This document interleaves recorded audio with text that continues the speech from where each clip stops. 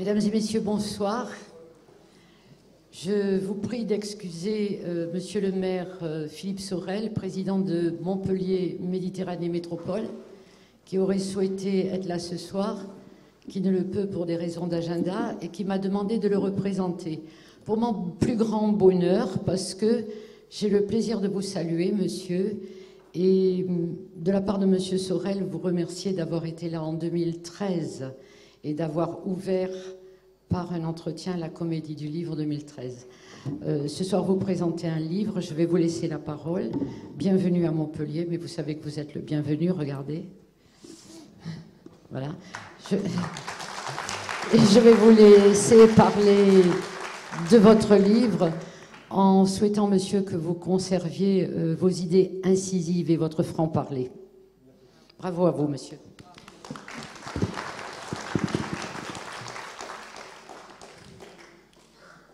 Alors bonsoir à tous. On est très content de vous voir aussi nombreux et on salue aussi tous les usagers ou les curieux ou les gens qui veulent vraiment entendre Boualem Sansal, qui sont de l'autre côté et qui sont très nombreux aussi dans le Café des Lettres.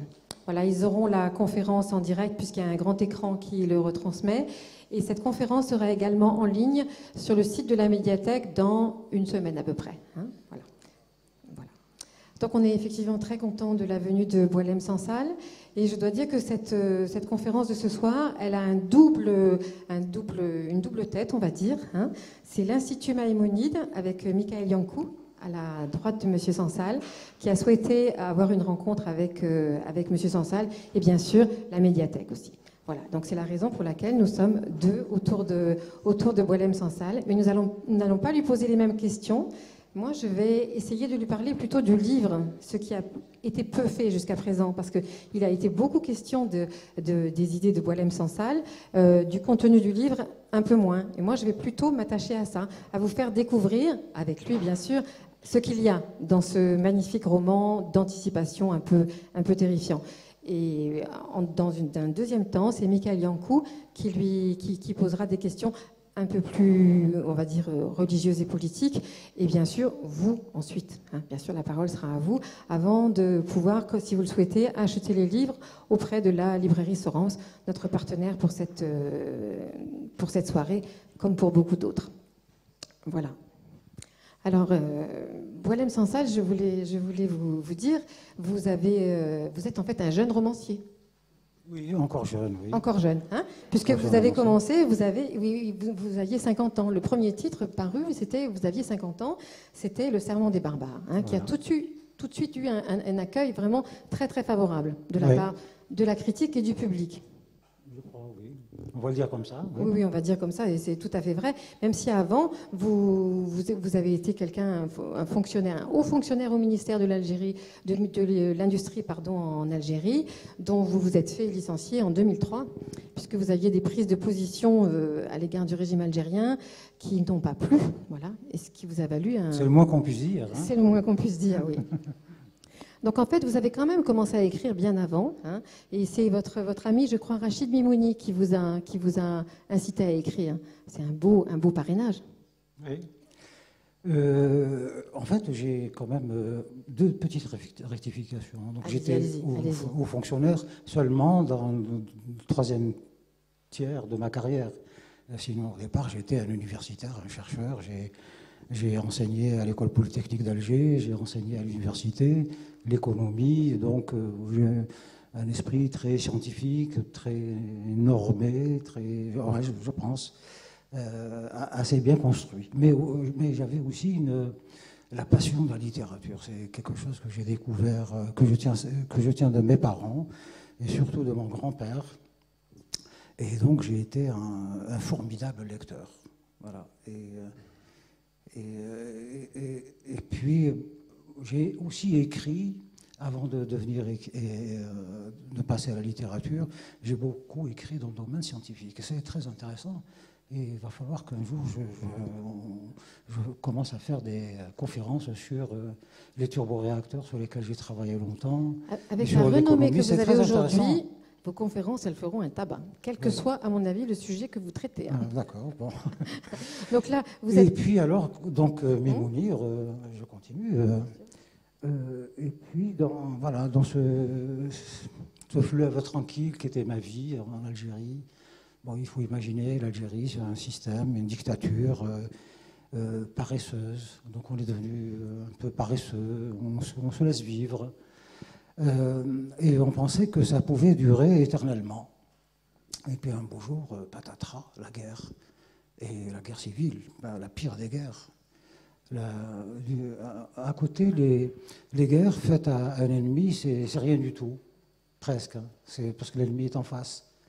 Donc il suffit de regarder dans cette direction, il est en face et on se défend. Mais la guerre civile, il faut regarder son frère, il faut regarder sa sœur, il faut regarder derrière. C'est la famille, c'est le quartier, c'est les gens entre eux.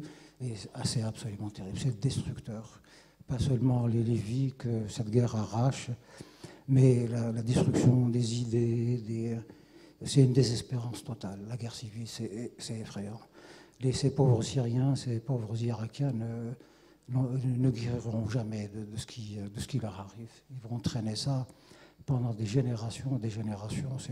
C'est sur ce plan-là qu'il faut les aider. C'est pas en envoyant des avions bombarder. Voilà. Et donc, dans une guerre civile, qu'est-ce qu'on fait? On va tuer son frère, on va tuer son cousin, on va émigrer. Beaucoup de gens ont été menacés, ils ont été obligés de partir. Encore des victimes de la guerre civile.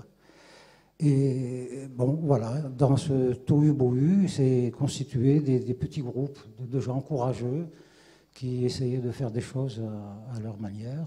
Donc Rachid Mimouni, Behtar, Djaout et d'autres, et des défenseur des droits de l'homme, et des gens qui étaient dans Amnesty International et tout ça. Donc je rejoins ce groupe et j'ai apporté mes petites connaissances en économie, voilà. Et la plupart ont été assassinés, sont morts, ou ils ont été obligés de disparaître. Je me suis retrouvé seul. Et voilà. Et donc, j'ai décidé d'écrire. Et donc, la littérature. Voilà. Donc là, la raison pour laquelle vous êtes là ce soir, c'est votre 7e roman. Et votre 7e roman, il est quasiment sur la liste de tous les prix littéraires. À un moment, vous avez même fait le Grand Chelem, ce qui est rarissime. C'est-à-dire tous. Donc là, je crois qu'il n'y en a plus qu'un ou deux qui vous savez quel est le plus important, qui m'a le plus ému? Non, dites-moi. Dites-nous. Je suis le seul à savoir ces choses-là. Il existe un prix qui s'appelle le prix de la meilleure page, 111. C'est un jury qui s'est dit pourquoi on va lire tout le roman, lisons juste une page. Et, alors, ça, voilà, c'est un prix fait par les journalistes. Oui, c'est un prix de journalistes. Et alors, quand j'ai appris que j'étais nominé, alors ils ont 4, ils ne prennent pas comme dans les autres prix, 15, 20, comme ça, toute une troupe pour le suspense. Eux, c'est 4. Et donc, j'étais parmi ces 4. Alors, j'ai couru, j'ai pris mon livre, j'ai cherché page 111. Et voilà, elle est passionnante, donc je suis presque sûr. Je suis presque sûr d'avoir le prix. Donc, plaisanterie mise à part, ça vous fait quoi, cette espèce de quasi-unanimité autour de votre livre, autour de la critique, le public, les ventes, n'en parlons pas. Qu'est-ce que ça fait à un auteur de roman? Parce qu'ici, on va parler d'idées, mais on va aussi parler de littérature. Qu'est-ce que ça fait? Oui, à vous. Ah oui, c'est très, très impressionnant. Vous l'imaginez bien. Non. Non, c'est très, très impressionnant. Alors après, on réfléchit, on dit, est-ce que c'est sa petite personne qui plaît ou bon, il doit y avoir de ça, peut-être, hein, mais ma belle chevelure doit, comme le public de la littérature, que ce soit le public, les lecteurs ou les journalistes, c'est féminin, quasiment à 100%. Et bon, donc voilà. Mais il y a aussi, je pense, les sujets que je traite dans mes romans. Je traite de questions qui intéressent les gens, quoi. 2084 vous interpelle tous, évidemment. C'est des thématiques du moment. C'était très angoissante. Je parlais tout à l'heure de guerre civile. La guerre civile se propage, est en train de se propager, même si Évidemment, elle est surtout dans les pays arabes et musulmans, vraie guerre civile déclarée, mais elle est aussi ailleurs sous d'autres formes. Elle n'a pas atteint le stade des armes, mais elle est là. C'est guerre des idées, guerre des haines qui s'installent et tout ça. Et ce livre vient dénoncer cela, quoi. Et il le dénonce de la manière suivante en disant faites attention, parce que 2084 arrive. Alors évitons de nous retrouver dans cet univers qu'avait imaginé George Orwell. En 1949. Il l'avait imaginé. Voilà, c'est la date d'édition de George. Et il avait compris cette chose extraordinaire, et moi j'ai eu l'occasion de le vérifier un peu partout, c'est que ce que nous avons de plus précieux en nous, c'est infiniment fragile, c'est l'humanité. On peut devenir un animal très rapidement. Moi j'ai vu des gens d'une bonté extraordinaire, d'une intelligence extraordinaire, mais basculer dans l'islamisme, la barbarie, d'un côté ou de l'autre, hein, soit du côté des islamistes, soit des côtés des militaires qui font de l'éradication. On perd notre humanité à une vitesse effroyable. Vraiment, c'est presque une surprise. On est là, tout bien fait dans sa tête, et puis, paf, 3 mois après, on est même pas un animal, quoi. Enfin, l'animal, c'est quelque chose de très digne.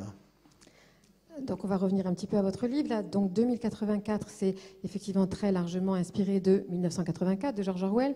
À quel moment vous l'avez lu, ce livre, et est-ce que vous l'avez relu avant de vous mettre à écrire votre livre?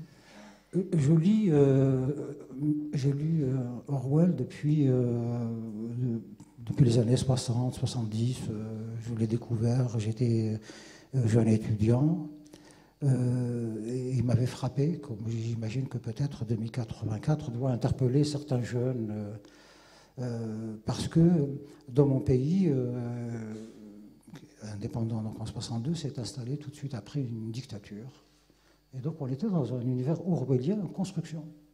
Donc à la maison, je lisais George Orwell, Un système est fini, donc il raconte un système construit. Avec l'oppression communiste, une oppression des pays soviétiques. Là, c'était ça dont il était quand même largement question. Et donc vous, là, maintenant, dans ce que vous nous évoquez, c'est un pays où l'oppression, elle est religieuse. Voilà. Très clairement. Hein. Voilà. Et donc pendant des années, j'ai lu et relu George 1984 pour vérifier si ce qui se passe sur le terrain dans mon pays était en quelque sorte décrypté dans le livre d'Orwell. Et c'était à la 20e ou 30e lecture, j'ai compris que ce monsieur avait parfaitement saisi comment un système totalitaire s'installe et quels sont les instruments sur lesquels il joue, l'idéologie, bien sûr, la coercition policière, la surveillance et surtout l'autosurveillance, la censure, mais surtout l'autocensure, le travail sur la langue, donc une sorte de novlangue qui permet d'atrophier le cerveau, qui fait des individus, des soldats dans une caserne. Vous savez, dans une caserne, je me suis occupé un peu de ça, j'ai fait des petites recherches, ils ont besoin d'une 50aine de mots, à droite, droite, gauche, gauche, debout. Ça suffit pour faire fonctionner une caserne de 10 000 hommes. Hein. Ça suffit. Et au bout de quelques semaines, le soldat ne pense plus à rien. Il se lève, il pense juste à son petit déjeuner. On les amène en courant prendre le petit déjeuner, et puis ensuite ils partent à l'entraînement, à droite, à gauche, debout, assis. Et toute la journée se passe comme ça. Il rentre le soir dans son lit, il est tellement fatigué, il dort. Et voilà. Heureusement que le service militaire dure peu de temps, sinon imaginez. Voilà. Et donc... alors, donc j'ai vu la dictature militaire socialiste s'installer, et puis j'ai vu un système apparaître, celui-ci, dans les années 80 par là, et s'installer. Alors, j'ai été vite relire George Orwell en me disant, est-ce que ce que George Orwell avait imaginé dans un système laïque, politique, est-ce que c'est valable dans un système religieux? Ben, c'est valable, à 100%. Alors, on va un petit peu parler de ce pays. Alors, est-ce que vous pouvez nous parler un petit peu de ce pays dans lequel se passe quand même l'épopée d'Ati, hein, qui pourrait être le Winston de 1984. Alors, on est en Abystan en 2084, et 2084, c'est la date fondatrice du Nouveau Monde, parce qu'en fait, il n'y a pas d'ancien monde. L'ancien monde n'existe plus. Il a été rasé, détruit par une guerre sainte que vous avez appelée le char, un de tous les nombreux mots que vous avez inventés en abilang. Donc le char a éradiqué l'ennemi, on ne sait même pas ce que c'est que l'ennemi. Et au milieu de tout ça, on a quand même, dans un roman d'anticipation ou pas, il y a quand même un héros. Et là, notre héros s'appelle Ati. Voilà. Alors, est-ce que vous pouvez nous parler un petit peu, parce que il est beaucoup question de votre livre. Moi, j'aimerais bien que quand même les spectateurs qui sont ici et de l'autre côté sachent un peu de quoi est fait l'Abystan, qui est Ati, quelles sont les règles, etc. Nous présenter un peu l'Abystan, si vous voulez bien. Alors donc, j'imaginais, donc à partir de ma propre expérience, de ce qui s'est passé en Algérie, puis que j'ai vu s'étendre à la faveur, enfin, c'est pas le mot qui convient, à la défaveur des printemps arabes, l'installation de régimes plutôt islamistes, et puis cette chose qui se propage partout, vraiment partout, même là-bas chez les Lapons, je crois qu'il y a quelque chose qui bouge. Voilà. Et donc l'idée d'imaginer que c'était une question qui m'a beaucoup travaillé. Est-ce que finalement on va y aller vers ce régime-là? Mon hypothèse est que oui, sauf sursaut révolutionnaire très vite, hein, je crois qu'on est emporté vers cela. À la fois parce que l'islamisme est une dynamique forte, portée par des gens qui ne craignent ni la mort, ni la souffrance, ni rien du tout, qui sont prêts à tout, mais aussi parce qu'en face, il n'y a rien, il y a un système mou qui n'a plus de, comment dit-on, les systèmes immunitaires, ces systèmes immunitaires, sur le plan idéologique et philosophique, ne fonctionnent plus très bien. Et voilà. Et donc, oui, j'imagine que l'Abystan couvrirait un jour toute la planète. Et alors, là, j'ai été chercher chez George Orwell, évidemment, la vérification de ces théories, de ces découvertes, et je les ai appliquées à cela. Et bon, ça fonctionne. Tous les systèmes totalitaires se construisent de cette manière. On peut détailler un peu? Oui, un petit peu, oui. Si vous voulez bien. D'abord, je crois que on y va aussi par inertie. Donc, au-delà du fait que l'islamisme est puissant et qu'en face, nos systèmes immunitaires sont affaiblis, il y a le fait aussi que c'est une dynamique naturelle. La dictature, c'est le système le plus naturel qui soit. Parce que à partir du moment où il y a une oligarchie qui prend le pouvoir, elle a tendance à s'accaparer tout le pouvoir. Et les populations, à partir du moment où elles ont délégué leur souveraineté, elles continuent à déléguer finalement, parce que c'est très confortable. On n'a à s'occuper de rien. Nos représentants s'occupent de tout. Et puis, donc, le système se construit de cette manière-là. À un moment donné, l'oligarchie au pouvoir disparaît, parce qu'il est indispensable qu'elle disparaisse. C'est comme dans le système religieux, Dieu, on ne le voit pas. Si on voyait Dieu, les religions disparaîtraient, parce qu'on pourrait le remettre en question et lui dire, après tout, tu n'es pas si beau que ça, tu n'es pas si intelligent que ça. Donc voilà, on peut prétendre à se passer de lui. Donc l'invisibilité du pouvoir est absolument nécessaire. Et c'est là que le pouvoir, sa suprême intelligence, c'est qu'il va déléguer au peuple son propre contrôle. Le pouvoir, il dit, pourquoi je vais contrôler tous ces gens-là? Je vais les charger de s'auto-contrôler. Et ça fonctionne très bien, ça aussi. Parce que vous dépeignez une organisation religieuse ou sociale, c'est la même chose dans le livre. Oui, partout. Et c'est très, très, très hiérarchisé. Alors avec des mots que moi je trouve... Il y a quand même un peu d'humour, malgré le désespoir ambiant.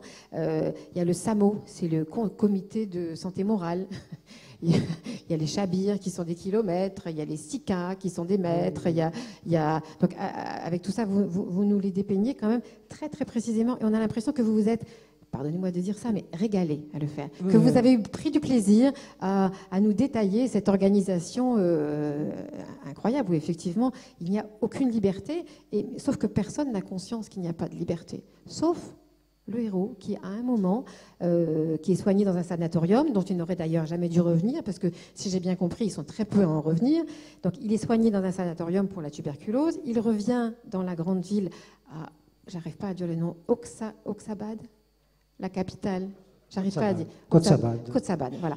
Il revient et sur le et à la fin de son séjour, donc dans ce sanatorium, il est touché par ce qu'il appelle le doute. Il y a quelque chose qui vient de l'ordre du doute. Alors comment est-ce que c'est possible que dans cet univers aussi cloisonné, où il y a cette autocensure, où il n'y a pas de communication ni entre les 60 provinces de l'Abistan, ni même à l'intérieur des quartiers qui composent la ville, etc., comment se fait-il que le doute arrive à s'instiller ?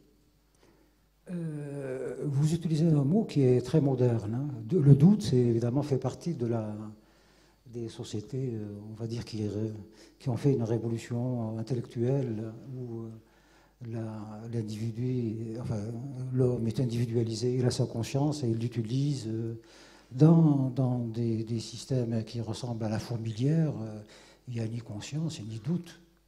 Il y a seulement le fait qu'on découvre des choses qu'on ne comprend pas. C'est la fourmi qui est là, qui fait son boulot tous les jours, le même travail, et puis qui un beau jour tombe sur quelque chose qu'elle n'a jamais vu. Elle ne doute pas, juste elle se pose la question, qu'est-ce que c'est? Et puis elle passe son chemin. Elle ne cherche pas à savoir ce qu'est cette chose. Elle passe Hattie dans cette situation, donc de la fourmi qui est là-bas au bout du monde et qui voit des choses.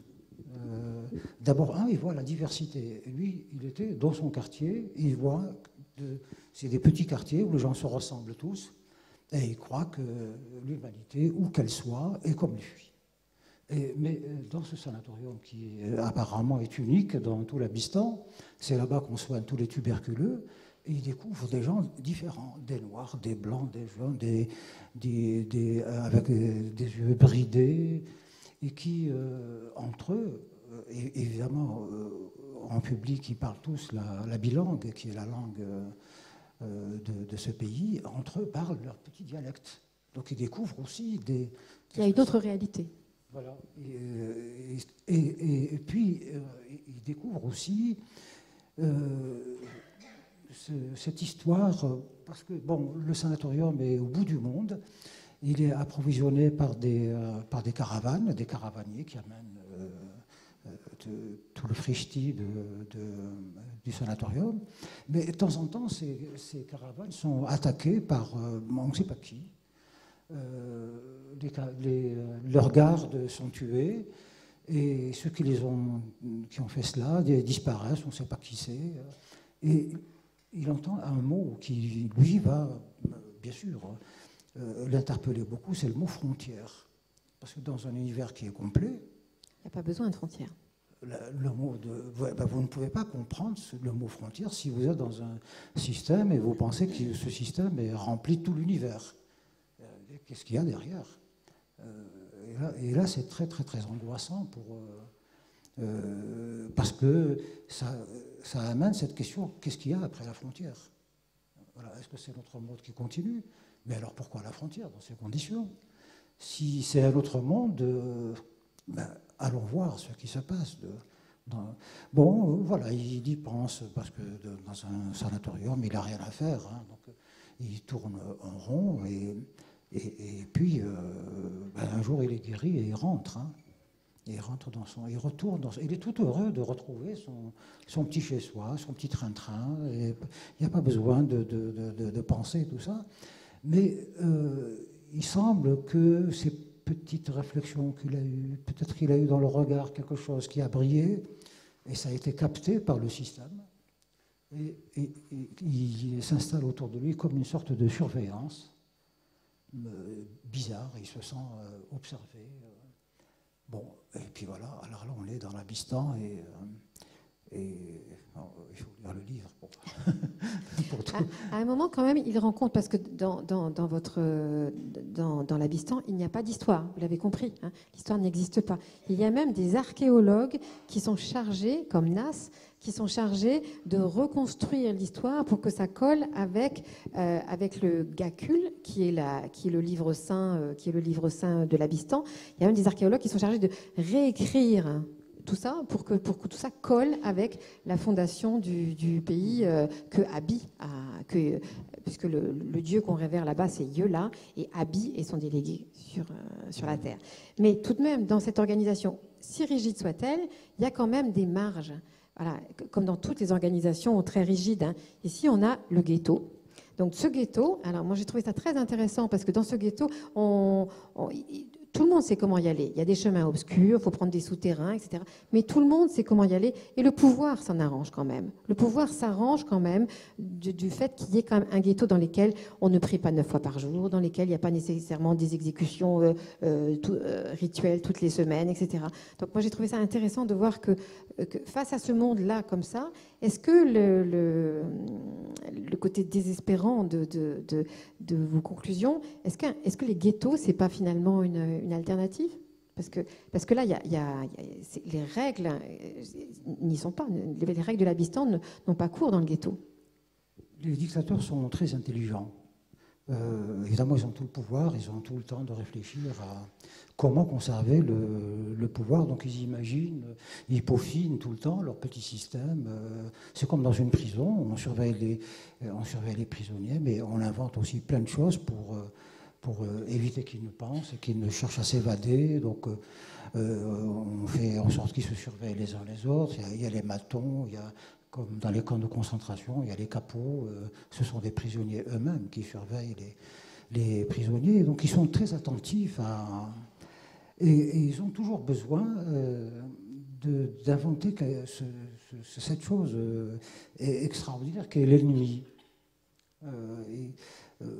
Parce qu'il faut, évidemment, il faut soumettre les gens, les endoctriner, les décérébrer et tout, mais il reste quand même toujours la possibilité qu'ils se révoltent. Donc il faut les mobiliser aussi contre un ennemi. Et il ne faut jamais le nommer. Moi, je me souviens quand j'étais, le lendemain d'indépendance, jeune étudiant, tout ça, le mot que j'entendais le plus souvent, c'était l'ennemi. C'est le mot ennemi qui n'était jamais défini. Le pouvoir, les discours. Alors, quand on descendait à le nommer, c'était l'impérialisme. Attention, l'impérialisme est là, voilà, truc, il faut... si ça va mal chez nous, parce que l'impérialisme, ou le néocolonialisme, ou aujourd'hui c'est le sionisme, des trucs comme ça, il faut... voilà, l'ennemi ne doit pas être identifié, mais quand même un petit peu, de temps en temps, il faut lui donner un nom pour que ça accroche. Mais aussi, les régimes peuvent aller loin. C'est créer l'ennemi. C'est le créer. Donc, dans cet Abystan, cet immense pays, les gens, de temps en temps, voient passer des militaires, des camions, des militaires. Où est-ce qu'ils vont? On ne sait pas, ils vont à la guerre. Ils partent. Et puis on les voit revenir et ils traînent des prisonniers. Donc c'est bien qu'ils étaient à la guerre et qu'ils se battaient contre un ennemi, mais un ennemi qui n'existe pas. Alors la question, est-ce que c'est des soldats? On ne sait pas. Est-ce que c'est des prisonniers? On ne sait pas. C'est une fantasmagorie qui est mise en place. Et quelquefois, il faut aussi aller avancer dans l'identification de cet ennemi, et d'où ce ghetto. Donc, on se demande s'il n'a pas été créé par l'État lui-même, ou si c'est pas une... Parce qu'il faut savoir que le ghetto est pas loin de la capitale, Gotsabad. Gotsabad vient de... c'est Jérusalem. Jérusalem, c'est le nom français de cette ville. Pour les Juifs, c'est Yerushalayim, et pour les Arabes, c'est Quds. Quds Abad, comme Islamabad, comme voilà. Donc, et ça, c'est un lecteur qui m'a dit, votre ghetto, est-ce que ce serait pas quelque chose de lié à Israël ou... Ah oui, pourquoi pas. De toute façon, on a toujours pris Israël pour l'ennemi suprême, donc on peut continuer dans un univers comme celui-ci. Ils ont toujours servi à ça, donc ça peut continuer, pourquoi pas.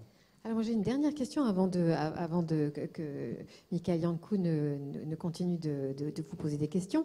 Tout à l'heure vous avez parlé d'un convoi de prisonniers. Hein. Il y a un truc qui m'a vraiment, peut-être parce que je suis une femme, mais ça m'a vraiment heurtée. Hein, voilà. Il y avait donc dans ces convois de prisonniers, il y a des hommes et des femmes, et les femmes sont très très derrière, évidemment, entre elles, parce que leur odeur fauve dérange les hommes. Donc, elles sont derrière. Et ça m'amène à ma dernière question. À la différence d'Orwell, où il y avait vraiment une Julia qui avait une importance fondamentale dans le livre, on croise très peu de femmes sauf une nourrice à un moment, enfin une femme qui a un enfant dans le ghetto. Là, c'est très joli parce que voilà, elle échappe elle n'est pas dans l'Abystan, justement. Mais sauf cette fois-là, il n'y a pas de femme, pas d'histoire d'amour, bien sûr. Il y a une histoire d'amitié entre Hattie et un de ses copains, Koa. Voilà, mais il n'y a pas d'histoire d'amour. Alors, est-ce que c'est délibéré? Est-ce que c'est parce que dans l'Abystan, les femmes n'ont pas leur place? Que ça n'a pas pu s'inscrire, ou parce que ce n'était pas votre propos, tout simplement. Mais tout de même, cette absence de femme, moi, en tant que femme, m'a un peu questionnée. Alors, je vous pose la question. Oui, c'est tout à fait vrai. Sur ce point-là, j'ai divergé de George Orwell. George Orwell pensait que l'amour est un moyen de libération, de réalisation de ces choses nobles. Voilà, ils sont dans le malheur total. L'univers de George Orwell, c'est un univers de misère absolue. Et il imagine que l'amour serait la solution. Et donc, voilà, la rencontre d'un homme et une femme qui, portés par l'amour, et parce qu'ils sont amoureux l'un de l'autre, ils s'investissent là-dedans et donc ils veulent vivre pleinement leur amour, parce qu'au début, ils étaient obligés de se cacher. Ils sont membres du parti, l'amour est interdit dans le parti, et puni de mort. Donc ils sont obligés de se cacher, et pour vivre leur amour pleinement, il faut qu'ils détruisent le système. Donc ils essaient de comprendre comment il fonctionne, alors qu'ils sont membres du parti. Mais voilà, et ils entrent dans ce dispositif de déconstruire le système pour gagner leur liberté et vivre pleinement leur amour. Donc j'étais parti, je voulais faire cela. C'était intéressant. Mais je me suis situé dans un univers où, moi je vois dans mon pays, quand un jeune de 20 ans est amoureux d'une jeune fille, il leur est absolument impossible de se rencontrer. Il faut des semaines et des mois de ruses, de guerre et de trucs et de machins, juste pour pouvoir se croiser, se toucher la main. C'est terrible. Ça, dans des pays où les choses se passent encore à peu près normalement, je veux dire. Alors imaginez dans un système comme celui-ci, c'est impossible. Ça n'aurait pas été crédible. Donc j'ai changé le dispositif. Donc j'ai mis de bonnes normes. Enfin, ils ne sont pas homosexuels, mais il y a une relation d'amitié, d'amour entre eux. Donc Hattie est très ignorant, donc j'avais aussi besoin d'un dispositif un peu particulier. Hattie est très ignorant, il ne sait rien. C'est un intuitif. En revanche, son copain, qui lui est le fils de grand dignitaire religieux. Voilà, d'un grand chef. Et donc, il a fait des études poussées, il est très intelligent et il a le savoir. Donc, l'ignorance plus le savoir, ça crée cette petite étincelle qui permet donc d'avancer. dans la compréhension de l'abyssement de ce système qui est incompréhensible de toute façon. Et donc, pour ceux qui ont déjà lu le livre, j'imagine qu'il y en a dans la salle et derrière, en fait, Boualem Sansal réussit à nous parler de ce qui nous parle à tous, hein, sans jamais une seule fois écrire le mot d'islam ou islamiste ou islamophobie. Ou, enfin, voilà, jamais, ça n'est jamais écrit à aucun moment dans le livre. Mais je pense que maintenant, avec Michael Yankou, vous allez aborder de façon plus claire ce volet du livre. Merci Michel. C'est un honneur pour moi, pour l'Institut Maïmonide, de s'associer à votre venue. Votre nom vous précède, vous êtes dans tous les médias et j'ose espérer qu'un prix littéraire français récompensera cet ouvrage majeur 2084 dans la foulée de Gouverner au nom d'Allah. En tant que directeur de l'Institut Maïmonide, cet immense philosophe qui au Moyen-Âge voulait concilier l'inconciliable, la foi et la raison, comme Averroès, son contemporain, même s'ils ne se sont point connus. Je commencerai, si vous le permettez, par vous dire que j'ai été très marqué par le village de l'Allemand, sur les frères Schiller, dans lequel vous aviez eu le courage d'affronter tout à la fois, effectivement, la tragédie innommable de la Shoah, qui continue de questionner encore, les massacres des années 90 en Algérie et la situation des banlieues françaises. C'était un regard musulman, une plume arabe qui s'interrogeait sur le plus grand drame du XXe, la Shoah, le génocide juif, perpétrés dans une Europe policée. Vous avez eu également le courage de dénoncer ces régimes arabes qui, au lendemain de la Seconde Guerre mondiale, sont devenus des nids de nazis. Ces wilayas algériennes truffées de nombreux fidèles du Reich. Par ailleurs, vous ne craignez pas, tout en vivant en Algérie, de dénoncer ce terrorisme aveugle, préfiguration sinistre de ce qui se passe aujourd'hui dans le monde. Autant de constats salutaires d'une brûlante actualité pour un écrivain visionnaire au verbe juste, percutant, qui a droit à toute notre admiration. Et nous le disions tout à l'heure avec Michel en préambule, peu de voix arabes se sont élevées pour oser faire de tels constats et affronter la vérité. En outre, oser à Jérusalem en 2012, c'était relativement courageux pour dénoncer les extrémismes arabes. Et vous avez d'ailleurs dit que vous en êtes revenu enrichi humainement, culturellement, intellectuellement. Félicitations donc pour tant d'ouverture, tant de lucidité. Cela vous honore et vous rejoignez les belles voix arabes tolérantes que Montpellier connaît depuis le Moyen-Âge, puisqu'ici il y a eu des rencontres judéo-chrétiennes autour du savoir. Averroès, Al-Falghani, Al-Razali ont été traduits, discutés, contestés aussi, comme la pensée maïmonidienne. Ces intellectuels arabo-musulmans comme Hamad Arkoun, que nous avions reçu à l'Institut Maïmonide il y a plus d'une dizaine d'années. Vous êtes censuré dans votre pays d'origine, l'Algérie, en raison de votre position très critique envers le pouvoir en place, et vous vivez reclus près d'Alger, à Boumerdès. Dans Lettre à un Français sur le monde qui vient, qui a été publié par Figaro Vox, vous vous dites inquiet, et je vous cite, « Ceux qui le gouvernent, au nom de leur seul nom, se rendent compte de rien. Ils font leurs affaires mollement, repus et distraits qu'ils sont, se croyant encore dans le vieux cadre, celui de 1984, qu'ils avaient inauguré dans la liesse de l'indépendance, recouvré, et le bonheur de goûter sous peu de temps aux fruits fins de la rente pétrolière, alors que des fureurs s'annoncent de tous côtés. » Fin de citation. Votre œuvre, qui dénonce de longue date l'emprise des obscurantistes sur la religion et l'histoire, s'élève aussi sur la politique d'arabisation forcée menée en Algérie au lendemain de l'indépendance, et ce, au mépris des dialectes arabes et berbères. Alors, ma question est la suivante. Sans langue ni mémoire, cher Boualem Sansal, pas de pensée ni de pensée, pour reprendre les termes de Gladys Mariva du Monde. Sans langue ni mémoire, pas de pensée ni de pensée. Ah, mais c'est tout l'enjeu de toutes les sociétés. Hein. Ce n'est pas seulement des sociétés totalitaires. Contrôler l'histoire, c'est très important. On peut le faire évidemment à peu près honnêtement, mais un pays a besoin d'un récit national. C'est une histoire consensuelle que se construit l'État-nation. Sinon, on reste des tribus qui sont là et chacune ayant sa propre histoire, son propre ancêtre. Et donc, dans la mesure où on vit ensemble sur un territoire, on a besoin d'un récit. Évidemment, plus ce récit est intelligent et étayé par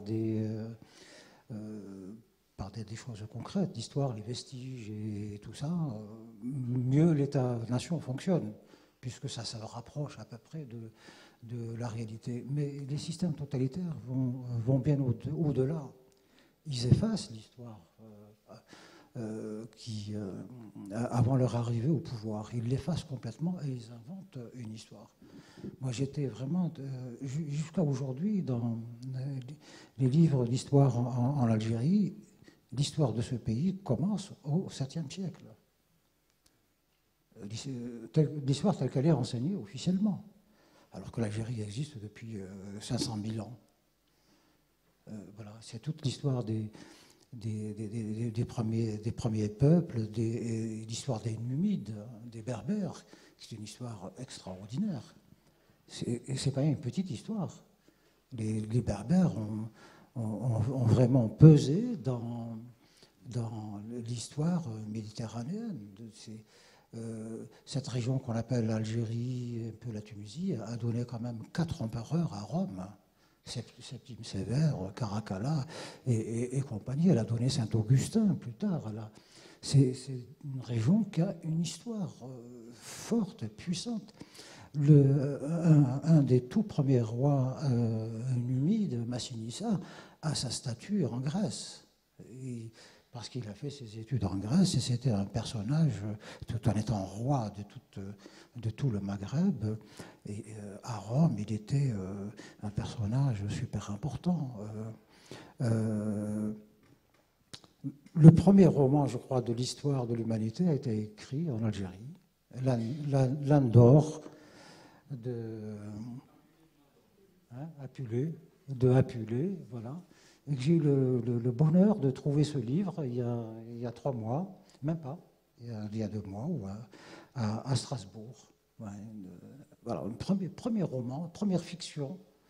Et je ne l'avais jamais lu, j'avais entendu parler de ça bien sûr. Et là, en l'achetant à Strasbourg, je l'ai lu. Ben, c'est construit comme un roman d'aujourd'hui. Les personnages, tout ça, vraiment extraordinaire. Et Apulé a eu une carrière littéraire et théâtrale à Rome. C'était la coqueluche la coqueluche. Et ben, mais dans l'histoire qu'on enseigne à nos enfants, ben, ça commence avec l'avènement de l'islam. Avant, c'est considéré comme une histoire impie. Alors, l'histoire, évidemment, la langue, parce que qu'est-ce qui porte l'histoire? Ben, c'est un récit, donc une langue. Et nos langues nationales ont été combattues par le pouvoir. Bon, tout a été arabisé, bon, parce l'Algérie a été islamisée, donc c'est assez normal de ce côté-là. On a pris la langue de la religion qu'on a épousée, mais on a détruit nos langues. Le berbère, par exemple. Mais on a aussi, au cours de l'histoire, rattrapé d'autres langues. Par exemple, le français, qui, depuis 1 siècle et demi, fait partie de... Vous allez en Algérie, tout le monde parle français, mais en cachette, quasiment. On ne peut pas s'exprimer en français de manière comme on l'a fait on va dire, jusque dans les années 70, 80, tout était... Et puis on tombe dans les paradoxes fous. Il faut savoir que jusqu'à aujourd'hui, alors que c'est juste une petite remarque, en Algérie, on ne dit jamais la langue française. On ne dit jamais le français. On dit la langue étrangère. Voilà, c'est à vous de deviner de quelle langue il s'agit. Mais il s'agit bien du français. Et bien, le paradoxe, c'est que jusqu'à aujourd'hui, la haute administration en Algérie, les ministères, les préfectures, tout ça fonctionne en français. Tout est en français. L'école est arabisée jusqu'au bac. Et puis, entre juin, le gamin, le jeune qui a son bac au mois de juin, et il faut qu'il apprenne rapidement le français parce qu'à la rentrée, à l'université, tout se fait en français. Donc, on arrive à des situations folles. Et la communication au sein des familles, elle est impossible. Dans une famille... le père peut être francophone, la maman peut être berbérophone, ne s'exprimant qu'en berbère, et les enfants ne s'exprimant que dans l'arabe officiel. qu'est-ce que vous faites dans une famille comme ça?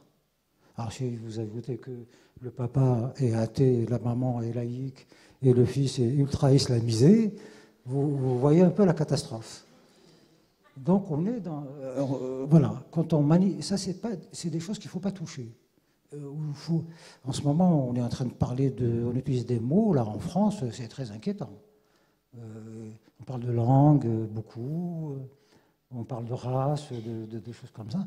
C'est des choses qu'il faut manipuler avec beaucoup, beaucoup de précautions. Ça détruit une société en très peu de temps. Il n'y a plus de communication au sein des familles dans nos pays. Ça tient encore, parce que bon, c'est une... Mais plus très bien, quoi. Pour combien de temps? Pour combien de temps?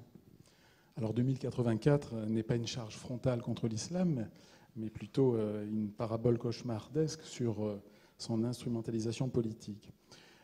C'est votre 7e roman. Michel Aubasse l'a remarquablement présenté. Je disais tout à l'heure que vous avez un courage immense que de vous élever effectivement contre la propagation de cet islam dévoyé, de l'islamisme. Votre vie personnelle et celle de votre famille ont été ravagées par les islamistes. Et vous répétez souvent la phrase de Tahar Djehout, assassiné comme tant d'autres intellectuels, artistes, plus d'une centaine au moment des événements dans les années 90, où artistes, journalistes dans la banlieue algéroise ont été massacrés. Lorsque la guerre ensanglantait, effectivement, si tu parles, tu meurs. Si tu ne parles pas, tu meurs. Alors parle et meurs. Oui, ça c'est une phrase de Tahar Djehout. C'est un homme très courageux, vraiment très courageux. Il s'est battu parce que il faut se situer à cette époque-là, des années 90. L'islamisme arrive. C'est arrivé un peu avant, en 80, et il nous faisait sourire. C'était assez folklorique. Des jeunes qui s'habillaient d'une certaine manière, etc. Et tenaient un discours. Bon, ça amusait les parents, ça amusait les adultes. Et puis, très vite, la chose c'est devenu... voilà, ça s'est organisé en partie, engagé dans la conquête du pouvoir et carrément la destruction de toutes les valeurs de la société pour les remplacer par d'autres valeurs. Et on s'est trouvé dans une situation, si l'histoire était possible de refaire l'histoire, on n'agirait pas de cette manière-là. On a beaucoup hésité. On voyait les choses évoluer très vite et de manière extrêmement dangereuse, mais on a continué à ricaner, à dire non, c'est rien du tout, c'est des petites manipulations des uns et des autres, manipulation du pouvoir, la manipulation des Saoudiens, des trucs, ou aussi, comme je l'ai dit tout à l'heure, l'ennemi, le néocolonialisme, l'impérialisme qui manipule pour nous prendre notre pétrole. Et notre silence a alimenté tout cela. C'est ça le vrai problème, c'est le silence des peuples. Parce que quand les peuples parlent, c'est une voix qui s'entend à travers tout le pays. Elle arrête tout. Mais les peuples ne parlent pas. Ils sont là, ils acceptent, c'est une bonne patte. Hein. C'est une bonne patte. Et on était là, moi je faisais partie de ces groupes un peu comme ça, de Refusnik, et on parlait, et c'était cette question, on se la posait 50 fois par jour. Qu'est-ce qu'on peut faire? De quelle façon? Alors on développe des stratégies. Alors une des stratégies qui a été terrible, c'est de dire mais cachons-nous derrière l'armée. Puisque l'armée, elle a les moyens, elle a le pouvoir, mettons-nous derrière des militaires, soutenons les militaires et faisons et donnons-leur presque une caution comme ça. Vous pouvez les tuer.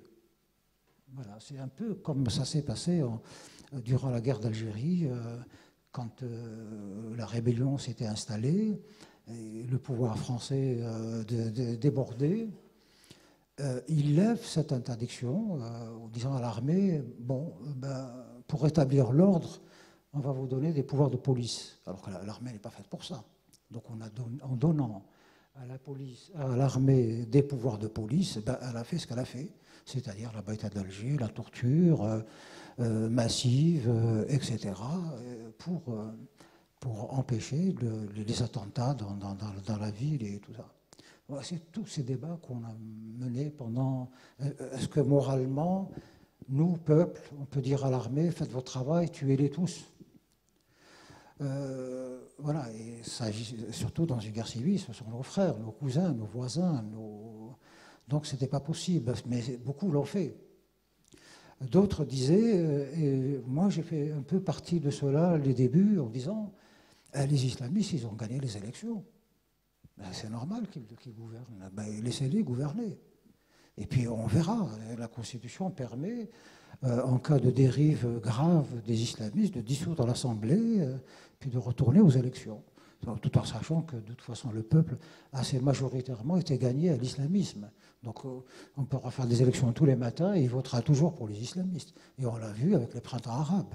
Ça s'est confirmé. Ils font tomber un régime, et le lendemain, on organise des élections, et ils votent tous, y compris, regardez par exemple en Tunisie, pays le plus évolué, ceux pour lesquels on disait qu'il était très près de la démocratie, élections, ben, ils ont voté pour les islamistes, y compris les Tunisiens vivant en France. 40% d'entre eux ont voté islamiste. Bon, mais nous, on est des démocrates et on disait, oui, mais qu'est-ce que vous voulez, ils ont gagné les élections. On a fait des élections à peu près honnêtes, elles ont été à peu près honnêtes, et ils ont gagné, laissons-les gouverner. Et alors qu'eux nous disaient, le jour où on accède au pouvoir, on vous tuera tous. Voilà, c'est des débats vieux comme le monde. C'est les discussions, ces discussions ont eu lieu en Europe dans les années 30. Qu'est-ce qu'on fait avec les nazis? Ils ont gagné les élections, ben, laissons-les gouverner. Et eux, ils disaient, de toute façon, la démocratie, les juifs, les machins, les homosexuels, tout ça, nous allons tous les détruire. Et, bon.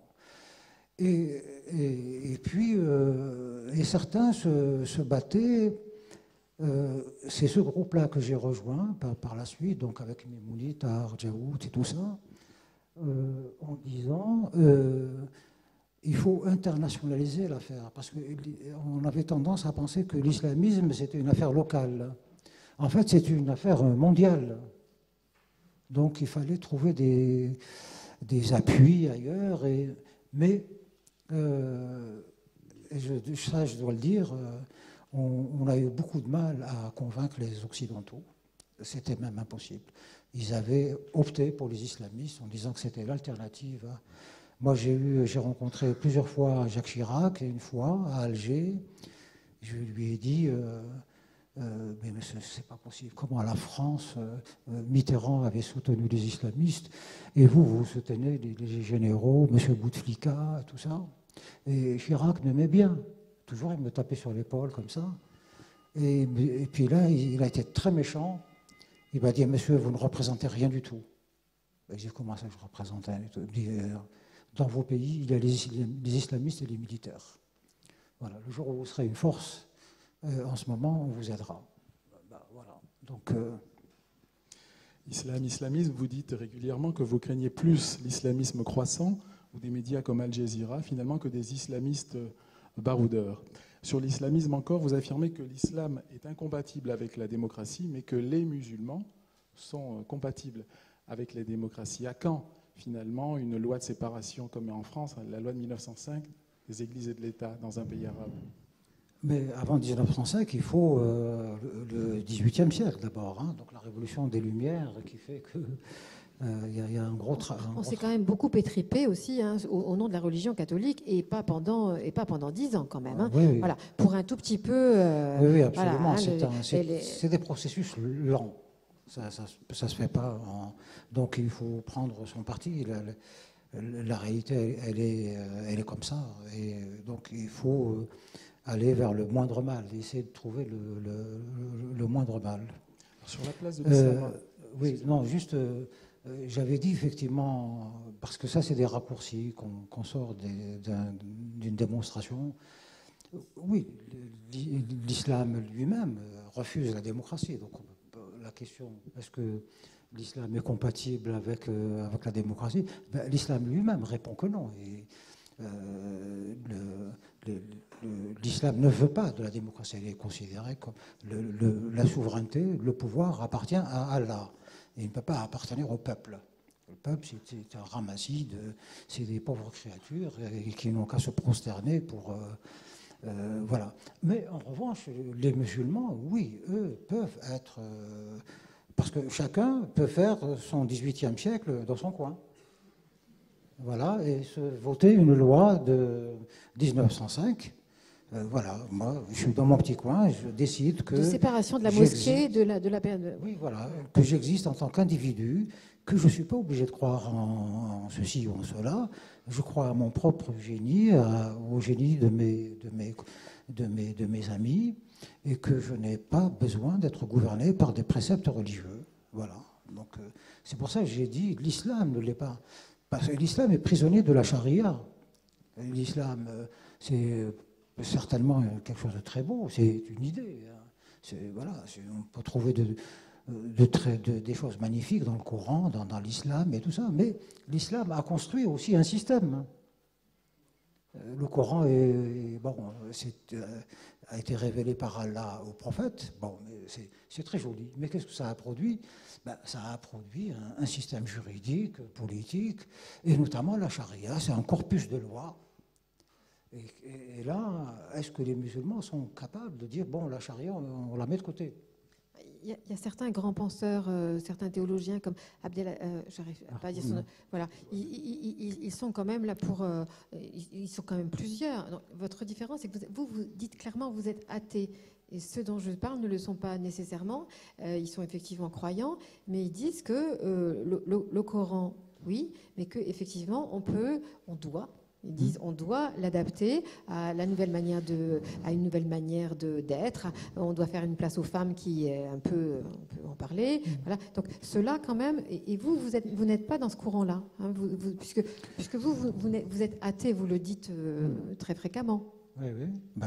Oui, c'est pour ça que je dis que les musulmans peuvent être compatibles et sont compatibles avec la démocratie. Moi, je voyage partout dans le monde et je trouve des musulmans, même beaucoup sont athées comme moi et d'autres plus ou moins, mais beaucoup sont aussi croyants, pratiquants, mais qui sont réellement démocrates parce qu'ils ont fait en eux-mêmes cette révolution. Voilà, ils s'identifient en tant que individu responsable de lui-même, mais non pas comme créature croyant. Donc, il se situe un peu là-dedans, quoi. Il y en a. Sur la liberté de conscience, vous avez également affirmé qu'être religieux, c'est avoir la possibilité de sortir de cette religion. Vous avez récemment énoncé également qu'il n'y avait aucune réflexion sur l'islam dans le monde arabe. Faites-vous une différence entre l'islamisation des pays arabes et la place de l'islam dans l'Hexagone, en France, où la question d'ailleurs relève de la liberté de culte? Est-ce que j'ai bien compris la question? Oui. Est-ce que vous faites une différence entre l'islamisation, effectivement, dans les pays arabes et la place de l'islam en France, où cela relève de la liberté de culte?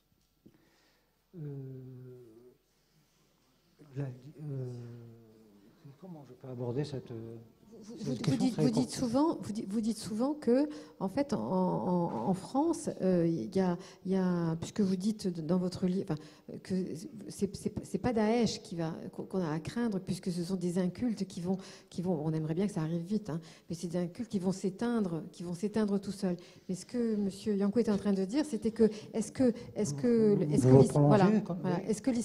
l'islam en France, en gros, comment est-ce que vous le voyez? Cet islam en France? Je ne crois pas beaucoup l'islam de France, d'ailleurs. L'islam de France. Je ne crois pas beaucoup à... Je crois que le système d'islamisme djihadiste, comme on l'appelle,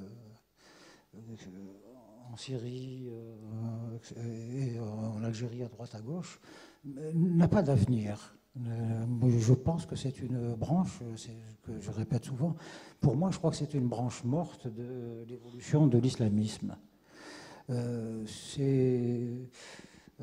La violence à ce point de désordre ne peut pas générer quelque chose de construit. Et de toute façon, c'est pas ça l'islamisme. L'islamisme est une doctrine, c'est quelque chose de très compliqué. C'est comme on dirait le protestantisme par rapport au christianisme. C'est pas quelque chose qui, comme ça, on dit ah tiens on va faire ça, voilà on va faire la guerre pour prendre le pouvoir. Non, c'est une évolution de l'islam qui est très ancienne, qui ne date pas d'aujourd'hui. Donc il y a beaucoup de pensées là derrière, beaucoup de... en gros, si on se limite juste à l'histoire, la partie histoire de l'islamisme, pas dans sa doctrine, jusqu'au XIIe siècle, l'islam était... on l'a vu, donc vous avez parlé de l'Espagne, c'est cet islam flamboyant qui a rencontré les autres religions, le christianisme, le judaïsme, et qui a fait, voilà, ils ont travaillé ensemble, ils ont produit une civilisation extra. Je mettrai un bémol, M. Sansal, une histoire un peu fantasmée, tout de même. Oui, bien sûr, mais quand même. Chrétiens et juifs étaient citoyens de seconde zone, mais des rencontres majestueuses avec deux génies de la pensée à Averroès. Oui, mais quand même, on a besoin aussi de fantasmer pour... voilà, un peu de temps en temps. Avec de l'espoir. Donc, en tous les cas, oui, il y a eu quand même de belles choses. Et puis, voilà, les gens qui gouvernent, le problème c'est toujours les gens qui gouvernent. Il s'est trouvé un calife comme ça au XIIe siècle qui un jour a décidé qu'il avait de bonnes raisons de le faire. Il avait de bonnes raisons toutefois de le faire. C'est qu'il y avait au sein de l'islam un débat permanent sur le sexe des anges. Les religions au début, c'est toujours ça. Est-ce que les anges sont de sexe masculin, sexe féminin? Et ça se traduit par quoi? Par des schismes. Donc entre le 7e siècle et le 12e siècle, parce qu'on se posait ce genre de questions, l'islam a explosé en 500 000 morceaux. Les chiites, les sunnites, chez les sunnites, alors 36 000 trucs, chez les chiites, pareil, chez les soufis, chez les kharijites, les ibadites, les trucs, etc. Et donc, à un moment donné, ça a eu une incidence sur la structure du pouvoir. L'empire musulman a commencé à se fissurer à cause des schismes religieux. Et le calife, à cette époque, a eu peur, voyant la division religieuse s'instaurer, perdurer, et fissurer le royaume qui devenait ingouvernable. Donc il a pris la décision, il a dit, à compter d'aujourd'hui, nous ferons tous une lecture littérale du Coran. Il n'y avait rien à interpréter. C'était le début de la fin. Et voilà. C'était le début de la fin. Lecture fidéiste non étayée par la raison. Voilà. Et donc, le système a commencé à faire la chasse aux intellectuels, le repli sur soi, sur une des versions du Coran, de l'islam, et puis atrophie mentale, atrophie culturelle. Et ça a été la déliquescence, la dégénérescence de tout l'empire arabe qui s'est morcelé ensuite en 1000 petits royaumes, certains pas plus grands que cette médiathèque. Et voilà. Et alors que... et en face, il y a un nouveau géant qui était en train de naître par rapport aux anciens empires arabes, chinois, etc. C'était l'Occident. L'Occident venait monter. Et donc, la conquête du monde arabe a été très facile. Morcelé, donc ça a été les colonisations. À partir de là, non seulement le monde arabe était détruit, l'empire arabe était détruit, mais l'empire religieux était détruit aussi. Donc des gens, des penseurs, des hommes politiques ici et là, et notamment en Afghanistan, c'est pour ça que nos premiers problèmes avec l'islamisme ont commencé en Afghanistan. Des gens se sont dit, il faut tout reprendre. Il faut tout reprendre, il faut une renaissance de l'islam. En arabe, c'est la nahda. Le mot, c'est un Nahda. Et c'est pour ça qu'aujourd'hui, il y a beaucoup de partis islamistes qui ont pour nom un Nahda, comme un Nahda tunisien, parti islamiste tunisien. Il y a un parti un Nahda en Algérie, en Turquie, à droite, à gauche, etc. C'est la renaissance de l'islam. Et là aussi, ça a commencé le problème, comment faire cette renaissance? Eh bien, certains pensaient qu'il faut le faire par la force.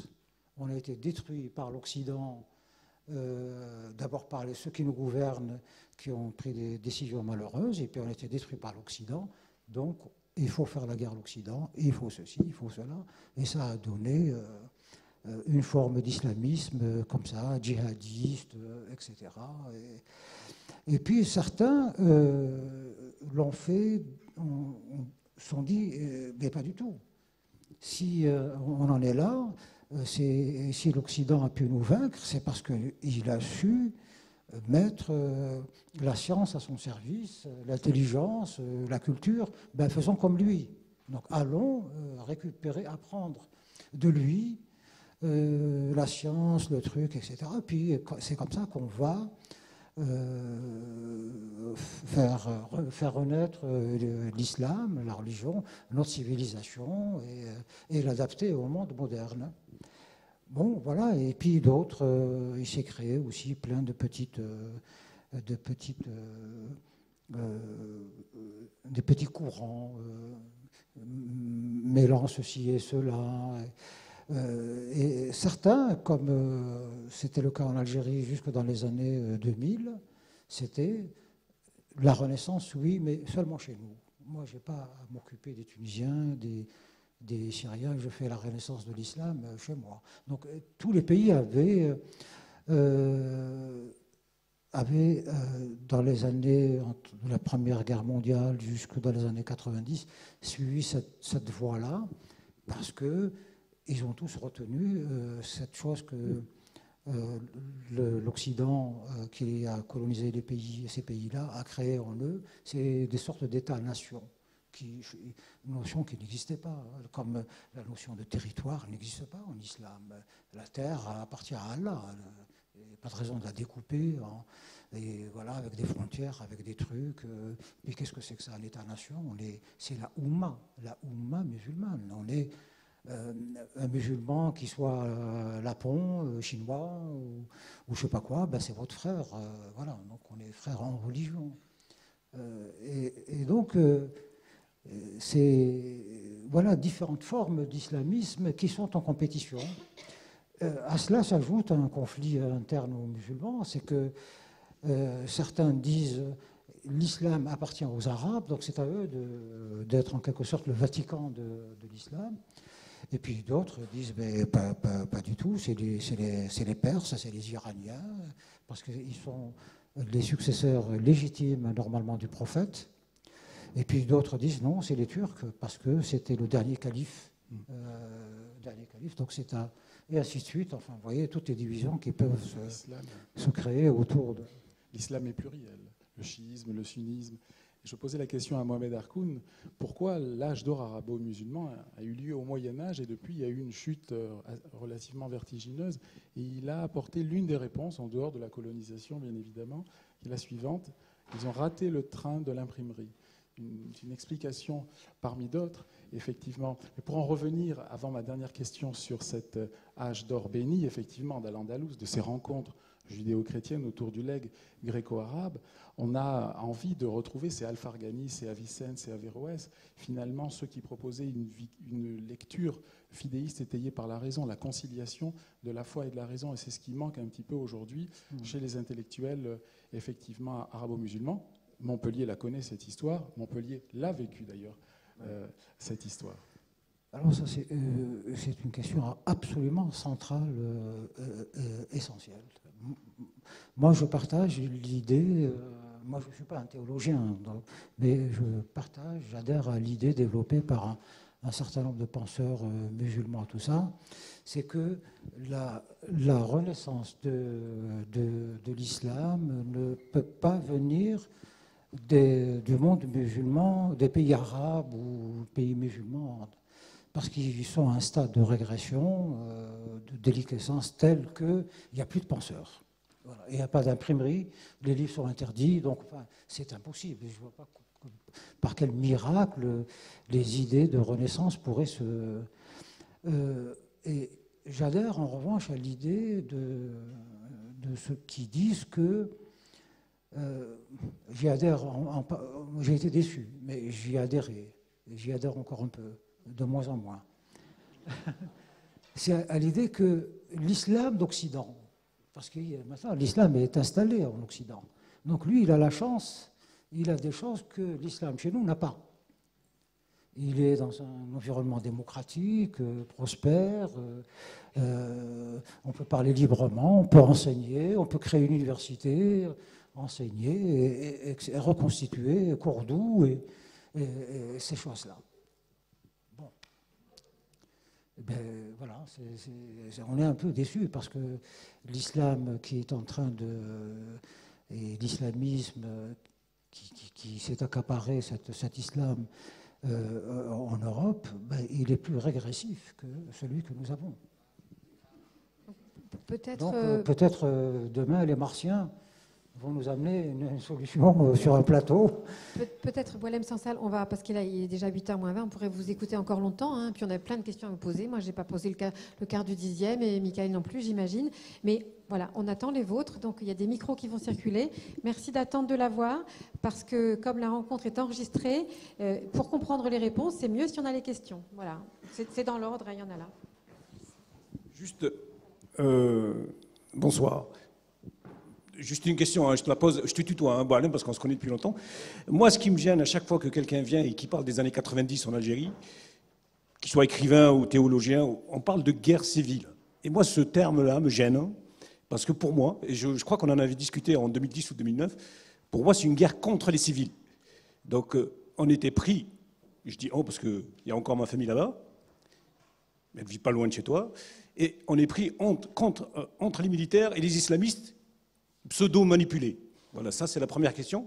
La deuxième, ça me gêne quand te mette Michael te met dans la catégorie des écrivains arabes, ou d'origine arabe ou de pays arabe. Pour moi, l'Algérie n'est pas un pays arabe, et tu n'es pas un écrivain arabe. J'ai pas eu le temps de parler de la présence juive aussi. Oui, voilà, en plus. Je confirme. Et Michael a une branche qui vient d'Algérie aussi, donc on est multi... Oui. Ben, oui, au départ, c'était une guerre islamiste contre les militaires, on va dire. Mais il se trouve que les militaires sont des Algériens, les islamistes sont des Algériens. Donc, quelque part, c'est une guerre civile.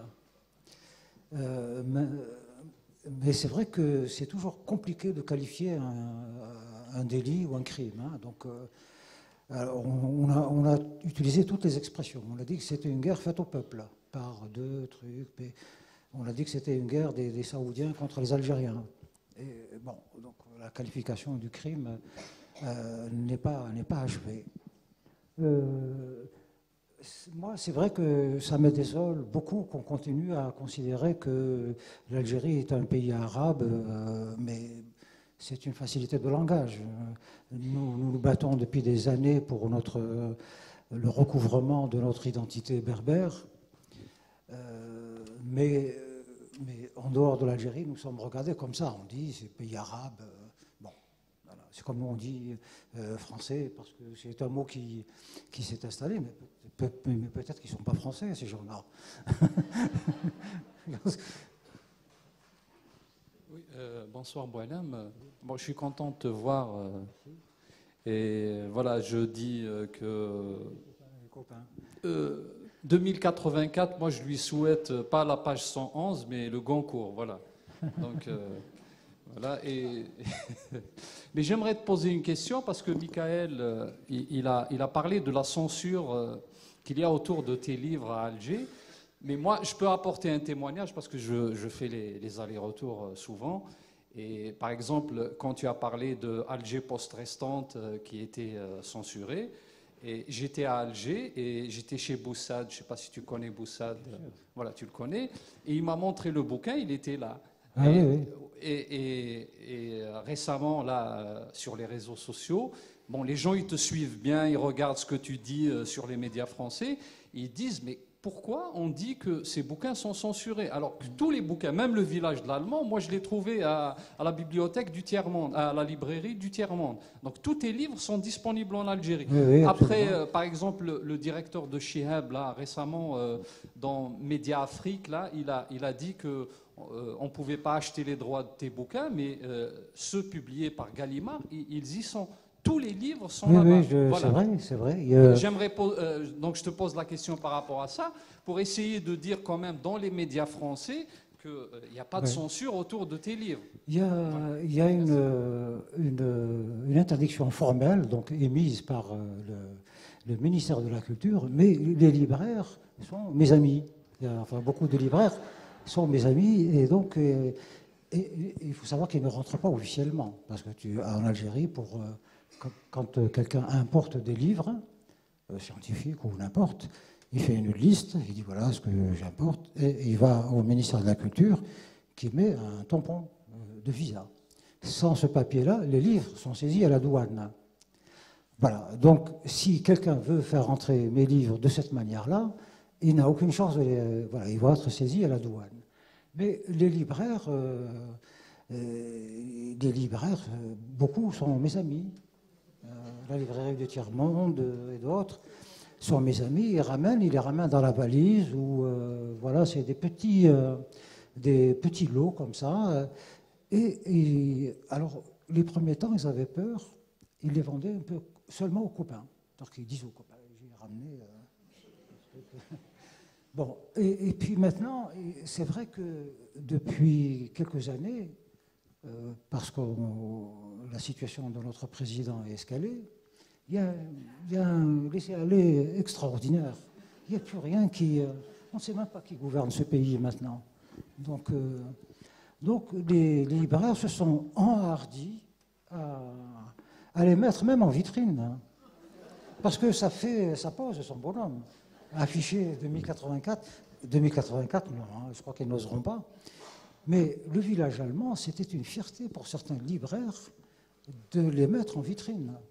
J'aimerais rebondir là-dessus. Parce que c'est une façon de me soutenir et de trucs. Voilà. Cher Boualem Sansal, les libraires sont vos amis. Est-ce que la presse est votre amie? Parce qu'à votre retour de Jérusalem, elle s'est déchaînée contre vous, contre votre épouse a dû démissionner de son poste d'enseignante. Oui. Vous dites que c'est un pays où il y a un fort antisémitisme. Comment l'expliquez-vous d'ailleurs?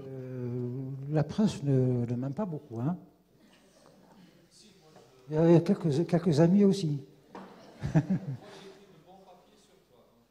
Mais toi, c'est pas la même chose. Non, c'est vrai, il y a des gens qui...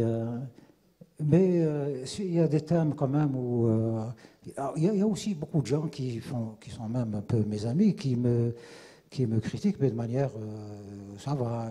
Et voilà, il exagère. Est-ce qu'il avait vraiment besoin d'aller en Israël? Tu vois? Alors moi, c'est pas ce que j'attendais. Moi, j'attendais sur ces questions-là un appui ferme. Et on a le droit d'aller où on veut. On n'est pas en guerre avec Israël. Et puis il faut sortir de ces trucs comme ça. Moi, voilà, sur certaines questions, j'aurais voulu qu'on dise... Ouais, c'est pour ça que quand je suis revenu, j'ai été provocateur. J'ai écrit sur un journal, je suis allé en Israël et je suis revenu riche et heureux. Voilà. C'était pour leur dire, si c'est pour faire comme ça, c'est pas la peine. Moi, j'ai pas besoin de votre aide. Moi, je me suffis à moi-même. Mais si on veut transformer ces choses-là en politique, parce que ça rejoint un peu ce que je disais tout à l'heure, il faut qu'on s'affranchisse, qu'on gagne notre autonomie, surtout les journalistes, les intellectuels. Mais si les gens n'osent pas, ben voilà. Mais moi, je continuerai à aller en Israël, il n'y a pas de souci. Hein. Bonsoir. Ah, salut. Tu es là, toi aussi. Vous allez avoir droit à tous mes amis.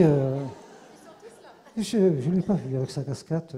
Sur le dernier point, c'est vrai que moi, j'étais parmi ceux qui n'étaient pas tout à fait sur la ligne défendue, que tu as défendue, à savoir donc aller à Jérusalem. Moi, je ne suis pas contre le fait d'aller à Jérusalem. Moi-même, j'ai fait la tentative d'y aller il y a une vingtaine d'années.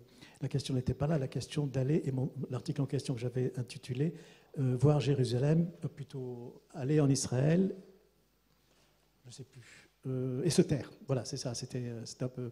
Voilà. Mais bon, je passe parce que bon, la critique n'est pas dans le fond, elle est dans les formes. Ma première question, est-ce que vous faites dans vos écrits, vous faites dépendre l'esthétique du discours et du compte-rendu et de l'essai, ou est-ce que c'est l'inverse?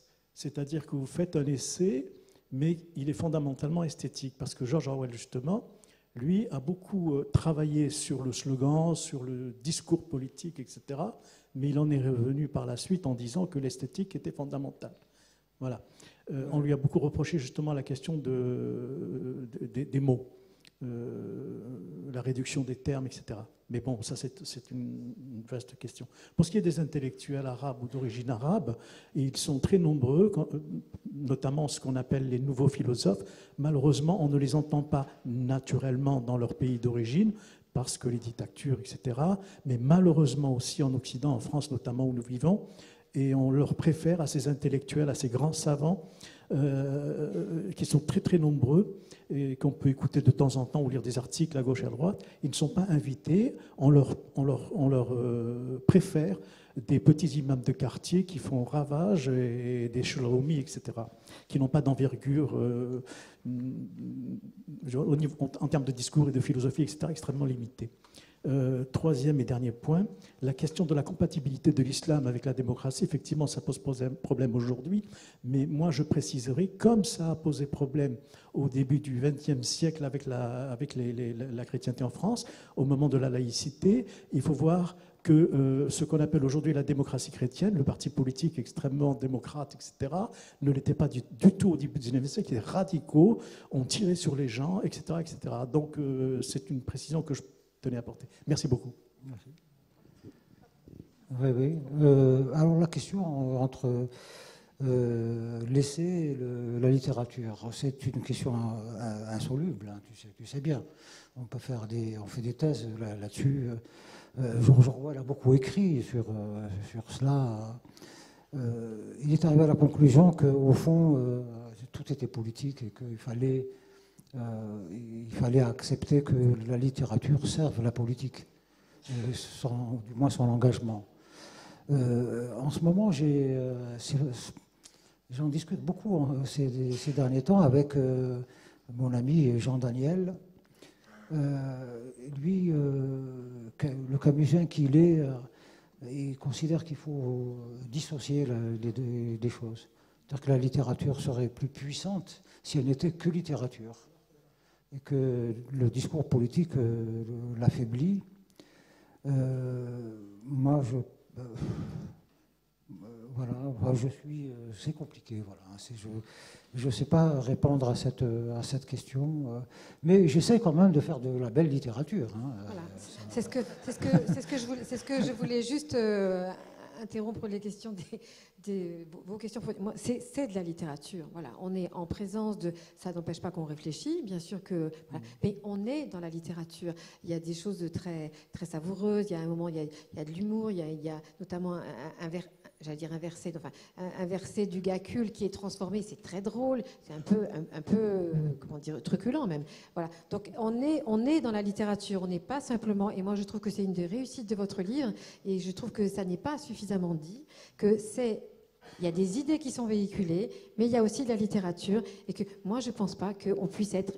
Enfin, voilà, je le pense peut-être toute seule à le penser, mais je pense que ces deux données ne s'excluent pas nécessairement l'un l'autre. Ta deuxième question, les intellectuels arabes à qui on ne donne pas la parole, c'est vrai, c'est dramatique, mais on ne leur donne même pas la parole dans leur pays. Alors comment veux-tu qu'ailleurs on leur donne la parole ? La parole, il faut la prendre. Il faut la prendre. Et il ne faut pas attendre qu'on vienne vous tendre un micro aussi. Hein. Il faut avoir gagné sa légitimité à parler en public. Sinon, on ne vous écoute pas. Voilà.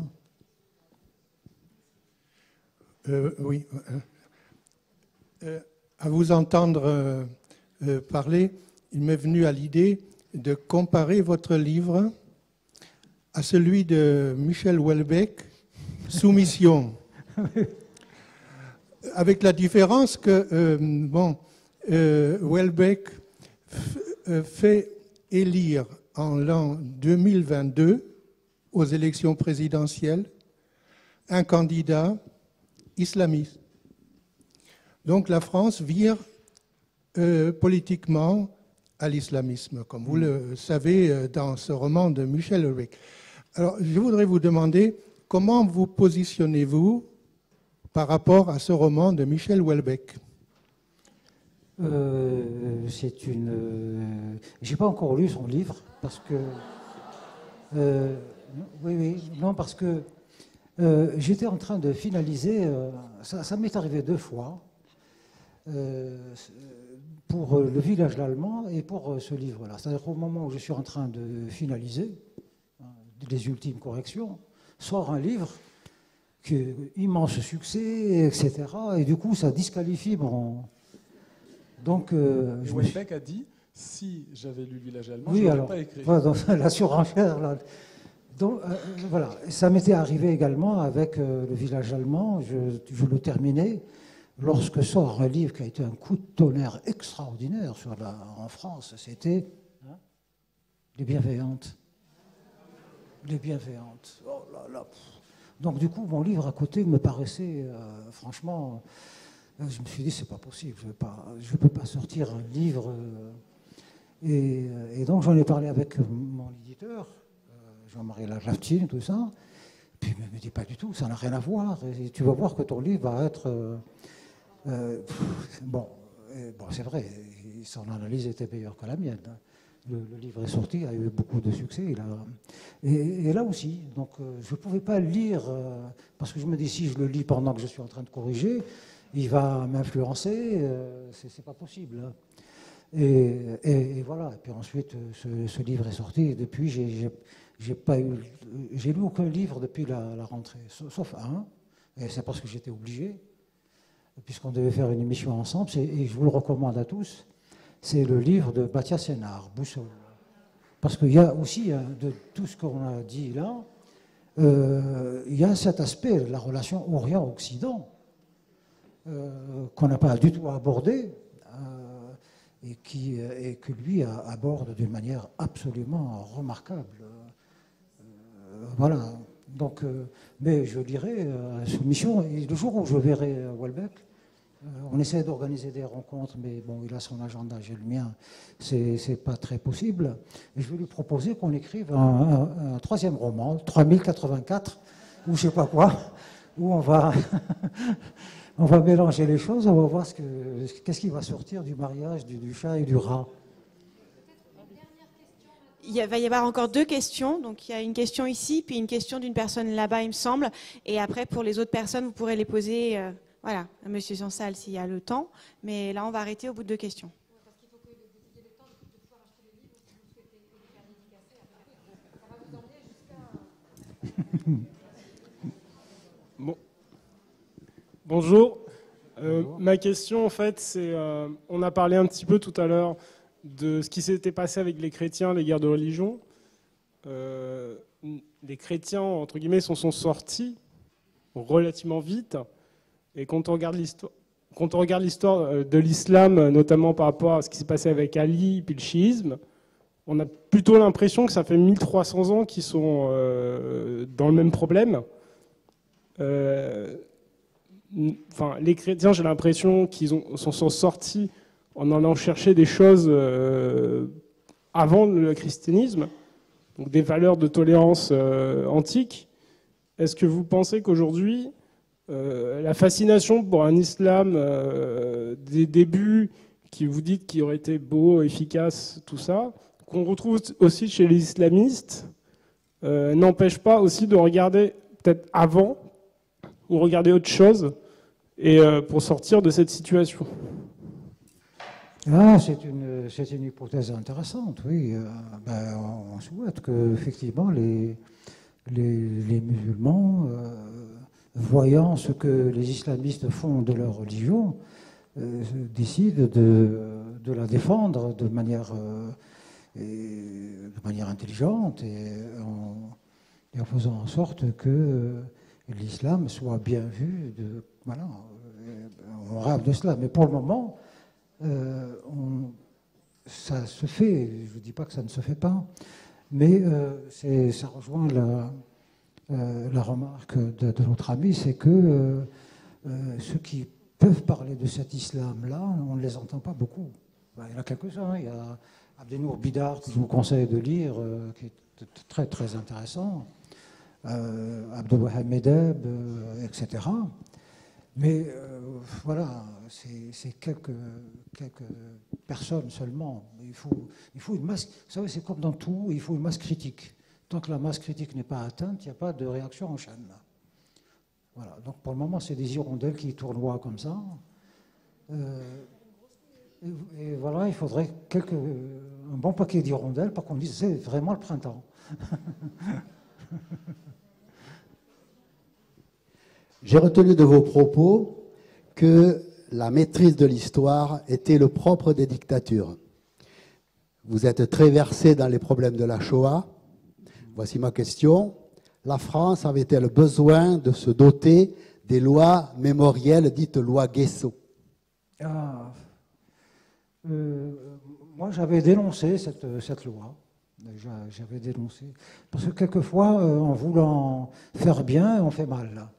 C'est souvent comme ça. On veut légiférer sur des choses pour contrôler une situation, et puis finalement, ça provoque les réactions inverses. Et donc, tout le monde se met à... parce que faire des lois, c'est très bien. Jusque-là, on peut réussir à... C'est le deuxième aspect de la loi qui pose problème. C'est qui va appliquer la loi.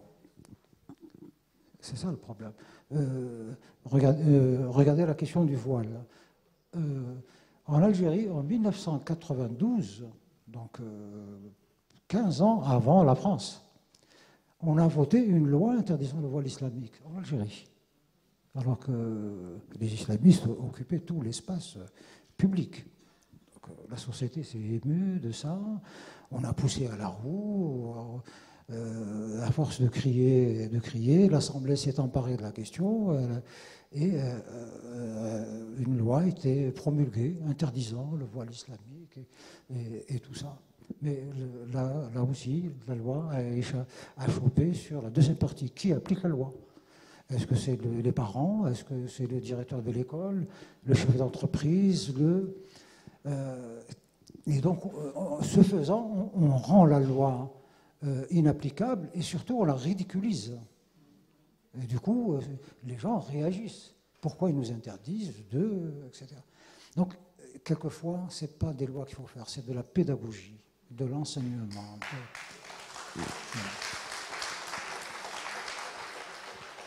Un grand merci à vous, Boualem Sansal. Merci aussi à Michael.